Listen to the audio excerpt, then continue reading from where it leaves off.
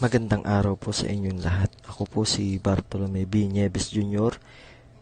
ay humihingi po ng tulong sa inyo mga kababayan at mga kaibigan upang ma-share man lamang po sana ang video ko na ito na humihingi po ng tulong, lalong-lalo na po sa ating mga kinauukulan sa ating embahada sa Polo at lalo-lalo na po kay Sir Rapi Tulfo upang ako'y mapauwi na po lamang. Ako po ay nakulong dito ng 5 buwan sa Saudi Arabia na pagbintangan po na nagnakaw ng $4 sa ATM na naging customer ko sa restaurant at nakalaya po makalipas ang 5 buwan dahil tinawag po nila ako sa korte at napatunayan ko po na wala po akong kasalanan.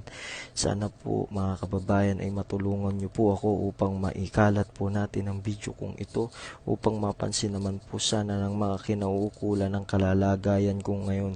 Simula po nung nakalaya ako 5 buwan hanggang ngayon po ay wala po akong trabaho, wala po akong pinagkukunan ng pangkabuhayan.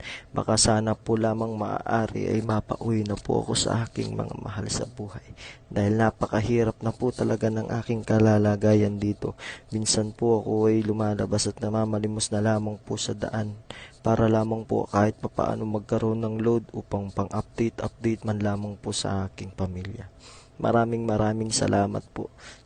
Sana po matulungan nyo ako sa pagpalaganap ng post kong ito at sana po mapaabot po ito sa mga kinauukulan natin dyan sa ating bansa at sa mga tao po na makakatulong sa akin. Maraming salamat.